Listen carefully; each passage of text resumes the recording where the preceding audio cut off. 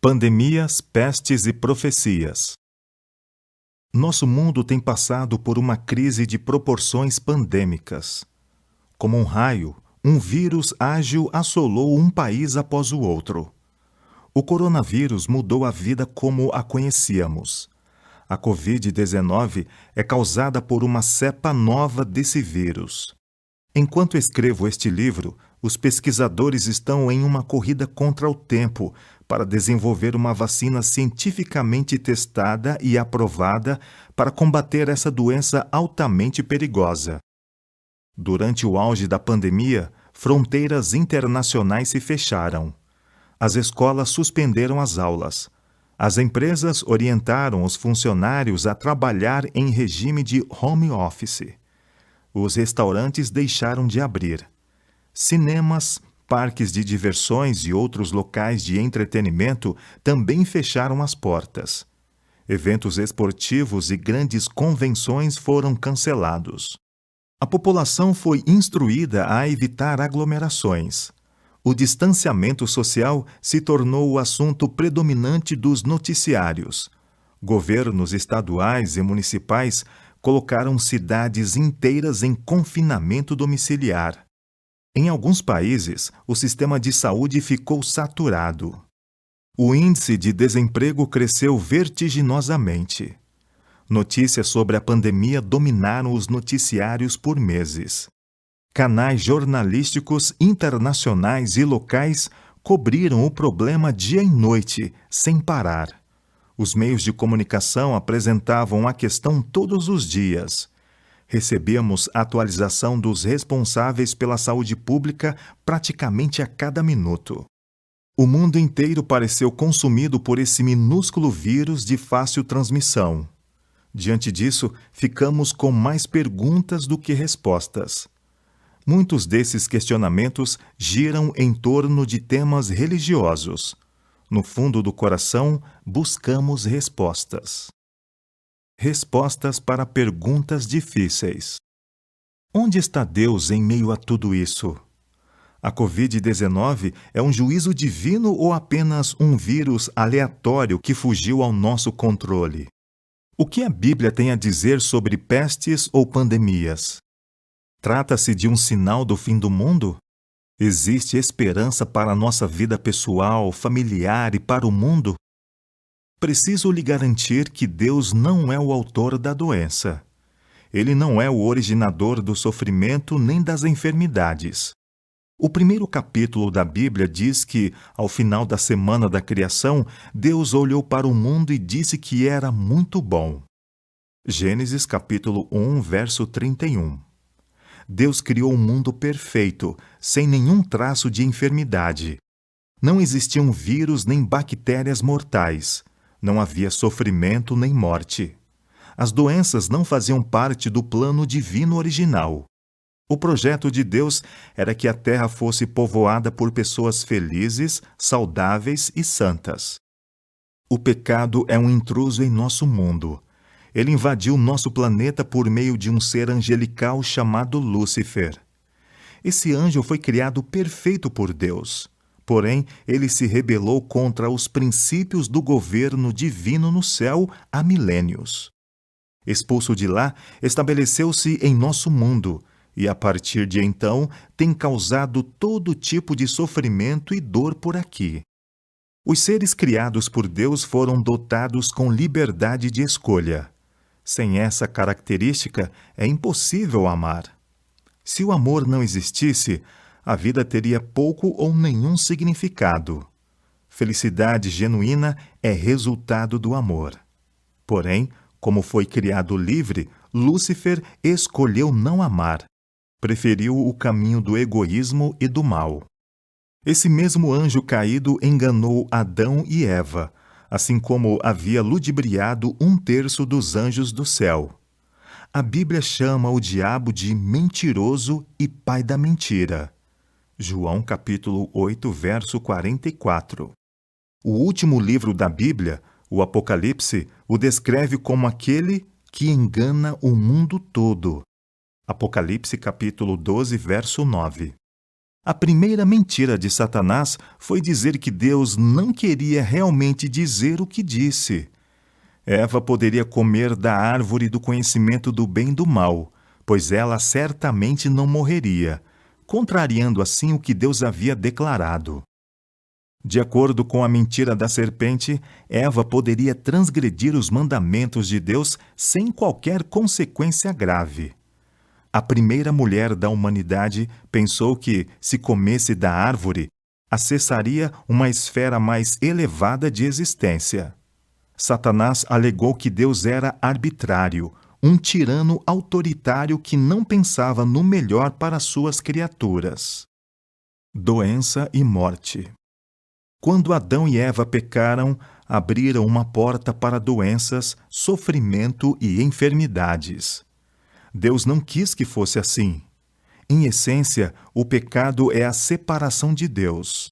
Afastados dele, ficamos desconectados da fonte suprema de vida e saúde. Vivemos em um mundo em rebelião contra Deus. Cristo veio para cumprir as demandas da lei transgredida, para nos restaurar de volta à imagem de Deus e revelar como Ele é. Em Lucas capítulo 19, verso 10, a Bíblia diz que o Filho do Homem veio buscar e salvar o perdido. Uma vez que o salário do pecado é a morte e que todos pecaram e carecem da glória de Deus, Cristo veio resgatar este mundo perdido. Em sua vida e morte, Jesus revelou o quanto o Pai se importa conosco. Cada milagre que ele realizou fala de um Deus que se importa com nosso sofrimento. Toda vez que Cristo abriu olhos cegos, destravou ouvidos surdos, curou mãos ressequidas e ressuscitou mortos, demonstrou o quanto nos ama genuinamente. Ao morrer na cruz, desbancou para sempre a mentira de Satanás e revelou que preferia assumir a culpa, a vergonha e a condenação do pecado sobre si a perder um de nós. Jesus também veio para ser um exemplo e demonstrar como é uma vida abundante. Ele revelou que não é Deus quem está por trás das doenças. Ele não causa o sofrimento nem as enfermidades. Ele é o Deus da vida plena. No grande conflito entre o bem e o mal, um anjo rebelde desafiou Deus e está lutando contra ele pelo controle deste planeta.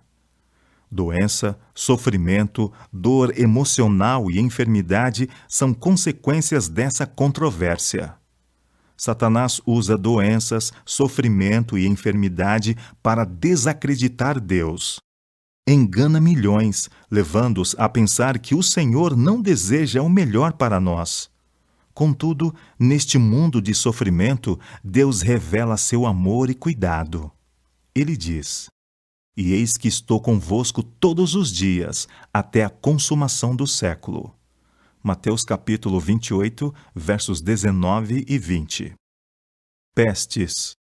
A Bíblia usa a palavra peste ou pestes cerca de 50 vezes. Peste é uma epidemia súbita ou fatal que impacta uma comunidade inteira. Essa expressão é usada no mínimo de 3 maneiras nas Escrituras. Às vezes, é empregada no livro sagrado para descrever uma doença que assola porque estamos em um mundo de pecado. Pense, por exemplo, na história de Jó.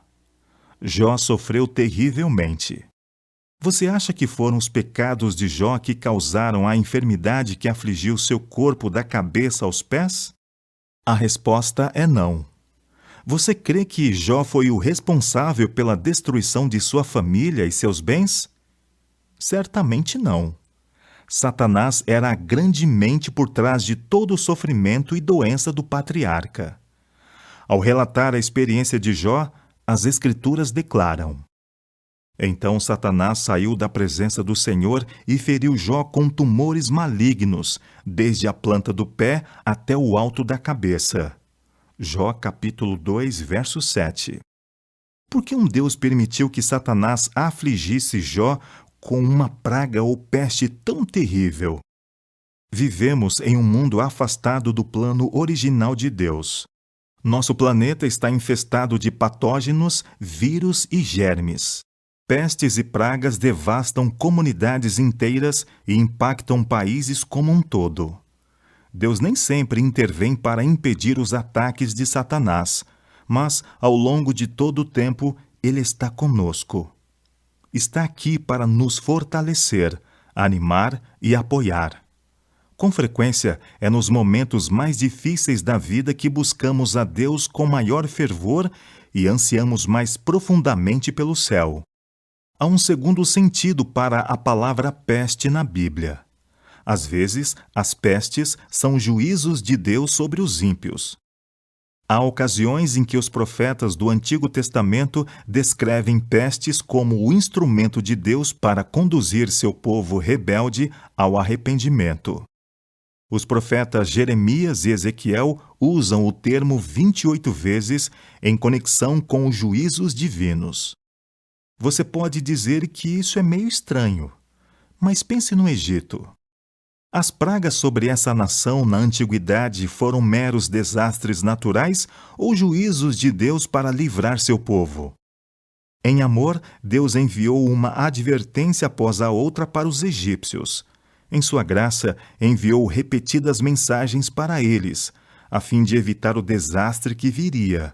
Mas, deliberadamente, eles recusaram os convites amorosos de Deus. Assim, seus juízos caíram sobre aquela terra. O amor fala com ternura, mas, às vezes, se comunica em tom estrondoso para chamar nossa atenção. O grande propósito de Deus em todas as nossas experiências de vida é nos conduzir para mais perto dele. Um terceiro uso para o termo peste na Bíblia se insere no contexto da retirada do poder protetor divino. Há momentos em que o Senhor retira sua presença e permite que as consequências naturais do pecado aconteçam. Você se lembra da ocasião em que os israelitas foram picados por serpentes no deserto? Muitos morreram por causa do veneno. Deus simplesmente retirou sua presença para permitir que a consequência das escolhas pecaminosas do povo se manifestasse. Seu propósito era que seus filhos se arrependessem e voltassem a acatar sua vontade. Quando nos deparamos com pestes assolando o mundo, pode ser que Deus esteja fazendo um chamado claro para levarmos mais a sério nosso compromisso com Cristo, experimentarmos um arrependimento mais profundo e entregarmos nossa vida completamente a Ele.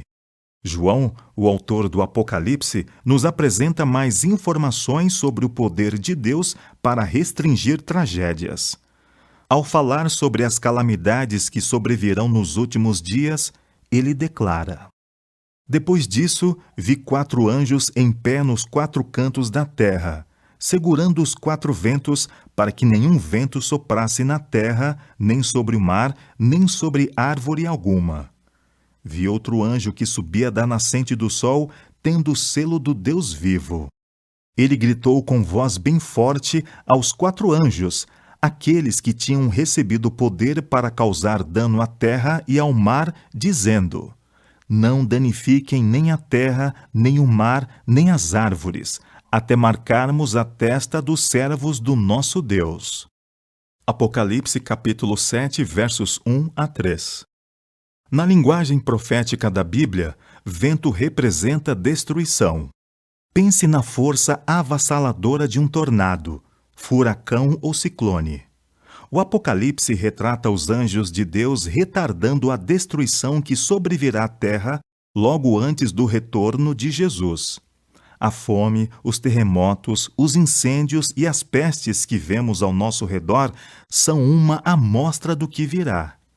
Os anjos estão restringindo a força total de destruição, enquanto o Espírito Santo apela com poder para que pessoas de todas as partes façam uma entrega plena a Jesus. Deus está preparando o seu povo para a crise final que logo irromperá neste mundo. Jesus apela para que firmemos um compromisso total e absoluto com Ele. Nos ancoremos em sua palavra e sejamos preenchidos por seu amor. O objetivo amoroso dele é que sejamos livrados do mal e tenhamos condição de nos decidir a seu lado. desastres naturais. Em seus ensinos, Jesus descreve os sinais de seu retorno à Terra. Entre eles, o Senhor menciona pestes devastadoras. Porém, é preciso evitar dois extremos. Um deles é o fanatismo que grita: o coronavírus chegou, então Jesus deve voltar semana que vem, ou mês que vem, ou ano que vem. Há algumas pessoas que se alimentam de teorias fantasiosas e sensacionalistas. Amam marcação de datas e coisas do tipo. Por outro lado, devemos descartar o outro extremo, igualmente perigoso. Os que estão desse lado da moeda pensam que o vírus não tem relação alguma com os sinais dos últimos dias. Sem dúvida, não foi isso que Jesus disse. Em Mateus 24, ele fala sobre os sinais do tempo do fim e declara: porque nação se levantará contra nação, e reino contra reino. Haverá fomes e terremotos em vários lugares. Porém, todas essas coisas são o princípio das dores. Mateus capítulo 24, versos 7 e 8. Jesus cita guerras, rumores de guerras, a ascensão de nações e reino lutando contra reino como parte do cenário do tempo do fim. A esses acontecimentos, ele acrescenta desastres naturais, como terremotos, fomes e pestes, dentre os mais de 20 sinais expostos em Mateus 24. O Evangelho de Lucas também fala sobre esses sinais do tempo do fim. No capítulo 21, Cristo afirma com toda clareza: haverá grandes terremotos, epidemias e fome em vários lugares, coisas espantosas, e também grandes sinais vindos do céu. Lucas capítulo 21, verso 11. Jesus predisse que haveria sinais dramáticos no mundo que prenunciariam seu retorno. Milhões de pessoas passam fome todos os anos. A Organização das Nações Unidas para a Alimentação e Agricultura estima que quase 870 milhões de pessoas sofrem de subnutrição crônica. Isso representa 1 a cada 8 habitantes do planeta, ou cerca de 13% da população mundial. Todos os dias, mais de 20 mil indivíduos morrem por causa de consequências da subnutrição. São quase 7,5 milhões de pessoas por ano. Jesus disse que haveria fomes, terremotos e pestes. O número de terremotos de 3.0 ou mais pontos na escala Richter tem aumentado vertiginosamente a cada ano. Enquanto isso, tsunamis, deslizamentos de terra, avalanches, tornados e erupções vulcânicas quebram todos os recordes anteriores de intensidade e efeitos desastrosos. Os prejuízos causados por danos climáticos todos os anos superam 24 bilhões de dólares. É como se toda a natureza estivesse dizendo: Senhor, chegou sua hora de voltar para nos livrar. Em 2004, o terremoto de Sumatra Andaman e o tsunami na Indonésia que o sucedeu, cujas ondas ultrapassaram 30 metros de altura, cefaram mais de 220 mil vidas, além dos muitos outros milhares de indivíduos que ficaram feridos. O terremoto que assolou a província de Sichuan, na China, em 12 de maio de 2008, matou quase 70 mil pessoas e outras 18 mil ficaram desaparecidas. Em 12 de janeiro de 2010, o Haiti foi abalado por um terremoto de proporções gigantescas. Segundo números do governo haitiano, no mínimo 220 mil pessoas morreram e mais de 3 milhões foram gravemente afetadas. Em 11 de março de 2011, um terremoto de 9.0 na escala Richter causou um tsunami que atingiu o Japão e matou quase 20 mil pessoas. O número de terremotos aumentou drasticamente nos últimos 50 anos. Jesus também predisse a rápida ascensão de pestes. As pestes são epidemias que impactam países inteiros. Elas também podem ser categorizadas como doenças estranhas que destroem nossas lavouras, poluentes que prejudicam o meio ambiente ou substâncias nocivas que contaminam o ar e a água. Pulverizamos nossas plantações com pesticidas, pois alguns alegam que, se não o fizéssemos, as pestes ou pragas as destruiriam. É difícil encontrar no supermercado um alimento que não esteja coberto por pesticidas. A agricultura ao redor do mundo usa 2,5 bilhões de quilos de poluentes tóxicos por ano. Esses defensivos agrícolas são absorvidos pela terra até chegar a lençóis freáticos e oceanos. Pesticidas e fertilizantes artificiais têm provocado consequências devastadoras para o meio ambiente e para a nossa saúde.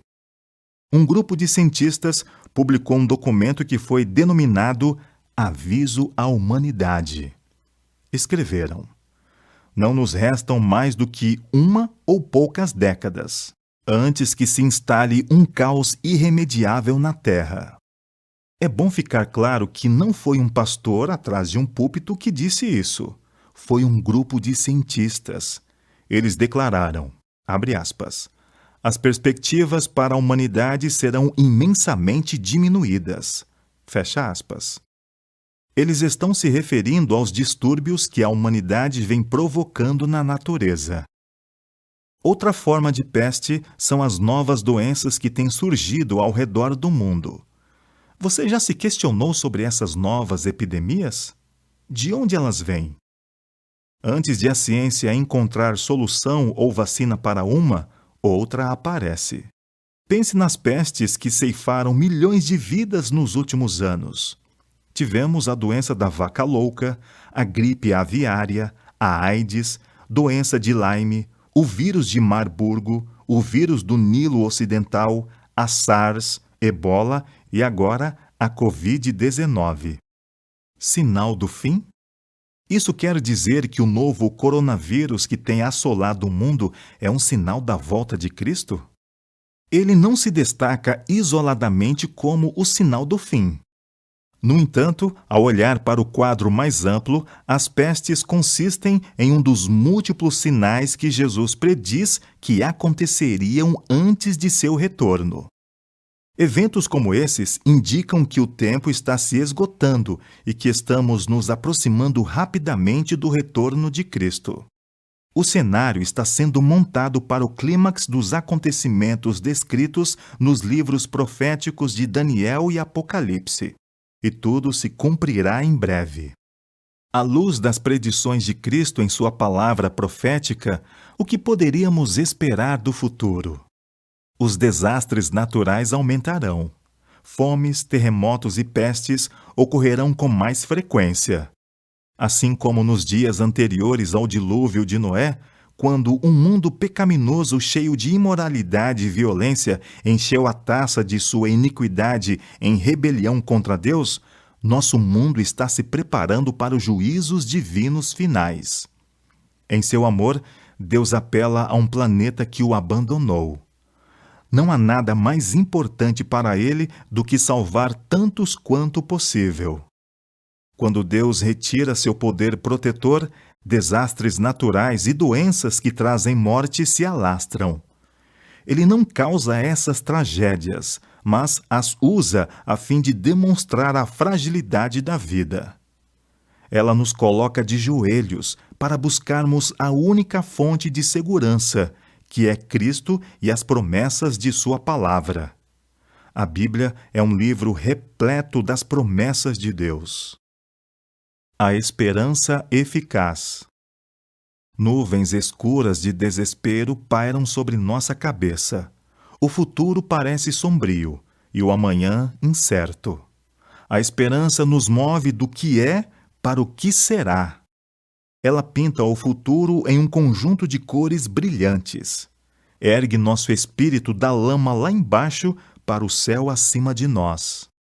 Esperança não é um desejo vão ou um anseio vago por um amanhã melhor. Não é um desejo sem fundamento nem uma expectativa incerta. Nas Escrituras, a esperança é uma expectativa forte e confiante, baseada nas promessas imutáveis de Deus, com a certeza de que aquilo que você espera será alcançado. Ao escrever o livro bíblico de Romanos, Paulo declarou que tudo o que no passado foi escrito, para o nosso ensino foi escrito, a fim de que, pela paciência e pela consolação das Escrituras, tenhamos esperança. Romanos capítulo 15, verso 4. O apóstolo enfrentou as mais severas provações na vida. Foi apedrejado, espancado, condenado injustamente e encarcerado. Mesmo assim, escreveu aos cristãos de Roma que estavam enfrentando momentos difíceis.